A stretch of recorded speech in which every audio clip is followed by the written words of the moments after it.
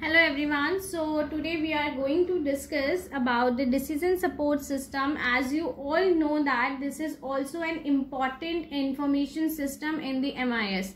So basically आपका आज हम डिसीजन सपोर्ट सिस्टम डिस्कस करने जा रहे हैं. इससे पहले हम MIS पूरी तरीके से डिस्कस कर चुके हैं कि MIS का मीनिंग क्या होता है, उसका स्ट्रक्चर क्या होता है, मैनेजमेंट के MIS में जो मैनेजमेंट के रिगार्डिंग वर्क होता है वो क्या होता है, एंड MIS की कैरेक्टरिस्टिक्स क्या होती हैं. We have already discuss all these things. Okay, so today we are going to discuss about the decision support system. As I told you कि जो भी आपका DSS होता है ये बेसिकली किसके लिए होता है, ये होता है आपका टॉप लेवल मैनेजमेंट के लिए. यानी कि टॉप लेवल मैनेजमेंट जब भी अनस्ट्रक्चर्ड डिसीजन लेता है तो उन अनस्ट्रक्चर्ड डिसीजन से डील करने के लिए वो हमेशा DSS यानी कि डिसीजन सपोर्ट सिस्टम का यूज करता है. आपके जितने भी ऑर्गेनाइजेशन में आपकी स्ट्रैटेजी रिलेटेड डिसीजंस होते हैं, पॉलिसी रिलेटेड डिसीजंस होते हैं, इसके अलावा जो भी आपके नॉन रूटीन डिसीजंस होते हैं जो बेसिकली आपके रूटीन डिसीजन से डील नहीं करते हैं, जिसके रिगार्डिंग डिसीजन आपके टॉप लेवल मैनेजमेंट को ही लेना है, ऐसे डिसीजंस को हम अनस्ट्रक्चर्ड डिसीजंस बोलते हैं बेसिकली. तो ये सारे डिसीजंस आपके कौन लेता है, टॉप लेवल मैनेजमेंट लेता है. और इन डिसीजंस को लेने में जो इन्फॉर्मेशन सिस्टम उनकी हेल्प करता है वो होता है डिसीजन सपोर्ट सिस्टम. ओके, सो आज हम डिसीजन सपोर्ट सिस्टम पर ही बात करने वाले हैं बेसिकली कि डिसीजन सपोर्ट सिस्टम क्या होता है, उसकी कैपेबिलिटीज क्या है, उसके क्या क्या कंपोनेंट्स हैं. इन सारी चीजों को आज देखते हैं कि बेसिकली डिसीजन सपोर्ट सिस्टम में क्या क्या चीजें मौजूद होती हैं. See, MIS provide managers with report based on routine flow of data and assist in the general control of the organization.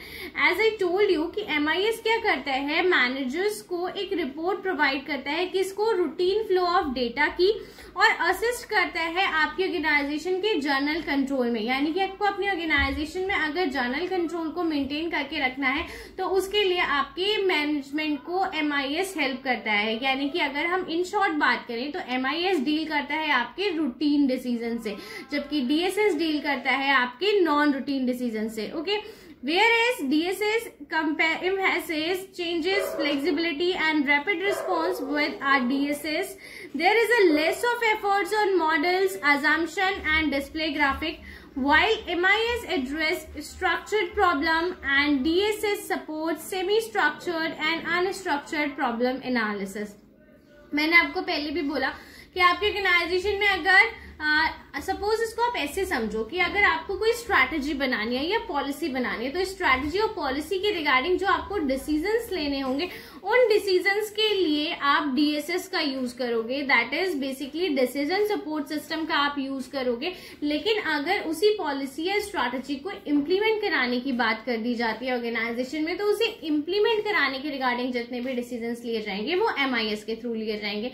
तो आप इसको ऐसे भी समझ सकते हो कि आपके जितने भी unstructured and semi structured decisions होते हैं वो सारे डिसीजन आपके टॉप लेवल मैनेजमेंट के थ्रू लिए जाते हैं. एंड उन सारे डिसीजंस को लेने में डिसीजन सपोर्ट सिस्टम का मेन रोल होता है. ओके, लेकिन अगर वही मैं बात करती हूँ आपके रूटीन डिसीजंस के बारे में यानी कि ऑर्गेनाइजेशन के जर्नल कंट्रोल के बारे में, तो जब भी हम जर्नल कंट्रोल की बात कर रहे होते हैं तो उस जर्नल कंट्रोल के लिए हम किसका यूज कर रहे होते हैं, MIS का यूज करते हैं. ओके, सो आई थिंक यहाँ पे आपको MIS और DSS समझ आया होगा.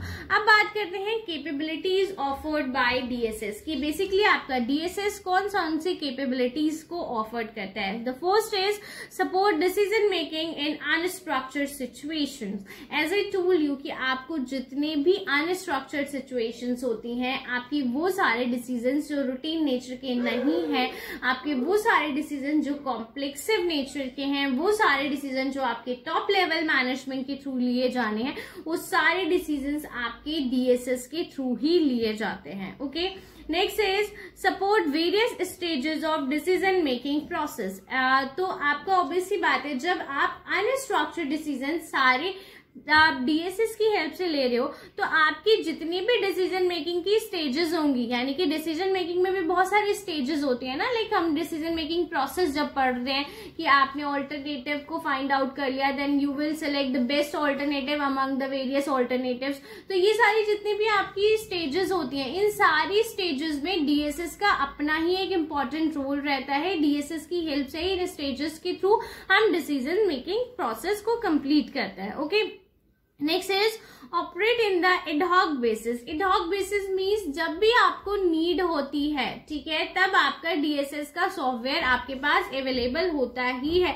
ये आपको एक तरीके से असिस्टेंट, एज अ असिस्टेंट की तरह ये वर्क कर रहा होता है आपकी ऑर्गेनाइजेशन में, आपकी डिसीजन मेकिंग प्रोसेस में। जब भी आपको नीड होती है तब आपको ये एज अ असिस्टेंट आपकी हेल्प करता है एंड देन आप कोई भी डिसीजन ले पाते हो। Okay, next is promote high quality decision making. Okay, obviously बात है, जब हमारे पास दो तरीके होते हैं किसी भी डिसीजन को लेने के।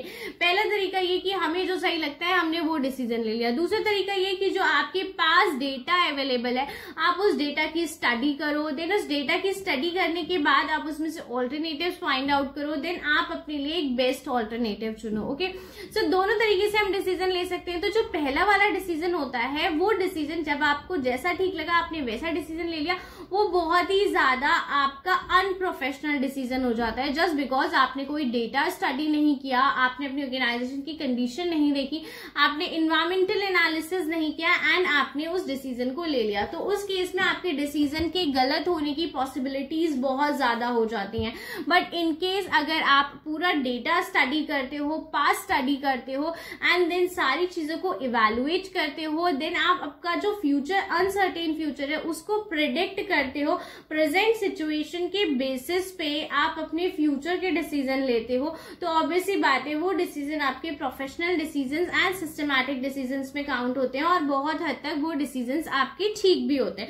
तो इसीलिए हम बोलते हैं कि आपकी डिसीजन मेकिंग की जो क्वालिटी है उसको इनहांस कर देता है, जस्ट बिकॉज ये आपको एक बेस दे रहा है, एक फ्रेमवर्क दे रहा है, जिसके बेसिस पे आप क्या कर रहे हो, आपको वहां से सारा डेटा अवेलेबल हो रहा है, आपको एक फाउंडेशन मिल रही है अपने डिसीजन को लेने के लिए। तो जब आपको सारा डेटा अवेलेबल हो जाता है, फैक्ट्स फिगर अवेलेबल हो जाते हैं, आपको चीजें पता चल जाती हैं और आप सारे एस्पेक्ट्स पे सोच रहे हो ऑर्गेनाइजेशन के रिगार्डिंग, तो ऑब्वियसली बात है आपकी डिसीजन मेकिंग की जो क्वालिटी होती है वो बहुत ज्यादा हाई हो जाती है। Okay, now we are talking about DSS model. अगर मैं डीएसएस की मॉडल की बात करती हूँ कि आपका अगर डीएसएस का मॉडल आता है तो आप उसे किस तरीके से डिजाइन करोगे, तो डीएसएस के मॉडल में देखिए आपका टीपीएस का डेटा होता है, एमआईएस और ईआईएस, यानी कि इन तीनों की हेल्प से आपका डीएसएस का डेटाबेस डिजाइन किया जाता है। TPS is basically transaction processing system, यानी कि आपकी ऑर्गेनाइजेशन का जो भी लोअर लेवल डाटा होगा वो सारा टीपीएस में होगा। MIS basically management information system, यानी रेगुलर फ्लो के जितने भी आपका डेटा होगा वो सारा MIS में होगा। And EIS is basically your executive information system, we can say it ESS, यानी कि एग्जीक्यूटिव सपोर्ट सिस्टम, यानी कि दोनों चीजें हम इसे बोल सकते हैं, या EIS बोल दीजिए आप या ESS बोल दीजिए। तो एम्प्लॉयज के रिगार्डिंग सारा डेटाबेस इसमें होता है और ये तीनों डेटाबेस मिलके आपका डीएसएस का डेटाबेस डिजाइन करते हैं। ओके, इसके अलावा जो आपके डीएसएस का डेटाबेस होता है उसमें आपका जितने भी डिपार्टमेंट्स होते हैं, चाहे वो फाइनेंस डिपार्टमेंट हो, चाहे वो सेल्स डिपार्टमेंट हो, HR डिपार्टमेंट हो, प्रोडक्शन डिपार्टमेंट हो, हर एक डिपार्टमेंट यूनिट का डेटा भी आपके डीएसएस डेटाबेस में कलेक्ट होता है। देखिए यहाँ पे हमने एक तरीके से पूरी ऑर्गेनाइजेशन का डेटाबेस क्रिएट कर लिया डीएसएस डेटाबेस में। जब आपने पूरा डेटाबेस क्रिएट कर लिया, अब आप इसी के ऊपर बेस्ड होकर डिसीजन लोगे तो ऑब्वियसली बात है आपके डिसीजन हमेशा ठीक होंगे। ठीक, अब इस डेटाबेस को हमने डीएसएस सॉफ्टवेयर में बनाया, यानी कि ये डेटाबेस लेके हमने डीएसएस का सॉफ्टवेयर डिजाइन कर दिया। इस सॉफ्टवेयर से बेसिकली डील कौन करेगा, आपका यूजर। यूजर मीन्स आपका एंड यूजर, यानी कोई भी हो सकता है, टॉप लेवल मैनेजमेंट का कोई भी बंदा इस सॉफ्टवेयर से डील करेगा और इस सॉफ्टवेयर से डील करने के बाद ही वो अपने डिसीजंस लेगा। अब दूसरी चीज इसमें क्या आती है, यानी कि जो डीएसएस मॉडल हम डिजाइन कर रहे होते हैं वो डीएसएस मॉडल आपके कई तरीके का निकल के आता है। स्ट्रक्चर्ड मॉडल भी हो सकता है, forecasting model, operational model and planning model, यानी कि ये सारे मॉडल्स आप डिजाइन कर सकते हो अपने डीएसएस के सॉफ्टवेयर से। सो ये बेसिकली आपका एक स्ट्रक्चर था कि बेसिकली डीएसएस का मॉडल किस तरीके से डिजाइन होता है एंड डीएसएस का सॉफ्टवेयर किस तरीके से डिजाइन होता है। सो अगर एग्जाम में अगर आपके क्वेश्चन आता है डीएसएस का, तो मैं आपको यही सजेस्ट करूंगी कि आप इसी डायग्राम के साथ अपने आंसर को एक्सप्लेन करें, सो दैट आपको ज्यादा अच्छे मार्क्स मिल पाएंगे। सो इसीलिए इस डायग्राम के साथ ही आप अपने आंसर को एक्सप्लेन करिएगा, जिससे कि कोई भी आपके आंसर में कमी ना रहे और एग्जामिनर आपके आंसर को अच्छी तरीके से समझ सके। ओके, सो आई थिंक यहाँ पे जो हमने आज डीएसएस के बारे में डिस्कस किया कि बेसिकली डीएसएस क्या होता है, कैपेबिलिटीज क्या क्या होती हैं डीएसएस की, वो चीजें आपको समझ में आई होगी। सो इन शॉर्ट अगर मैं क्विक वे में रिवीजन कर लेते हैं डीएसएस का, तो हमें डीएसएस से यही समझ में आता है कि that DSS is basically deal with the unstructured decision making. दूसरी चीज, आपका डीएसएस का यूज टॉप लेवल मैनेजमेंट के थ्रू किया जाता है। जितनी भी स्ट्रैटेजीज पॉलिसीज बनाई जाती हैं वो सब आपकी डीएसएस के थ्रू बनाई जाती हैं। आपकी डीएसएस जो बेसिक का आपका वर्क है, डीएसएस का फंक्शन है आपके ऑर्गेनाइजेशन में, वो यही है कि आपके डिसीजन मेकिंग प्रोसेस को सपोर्ट करना, एक हाई क्वालिटी मेंटेन करके रखना आपके डिसीजन मेकिंग में, सो दैट आप जो भी डिसीजन लो उससे ऑर्गेनाइजेशन को कोई भी लॉस ना हो। सो आई थिंक आपको यहाँ डीएसएस समझ में आएगा। In case if you have any doubt you can ask me any time. Thank you, have a good day.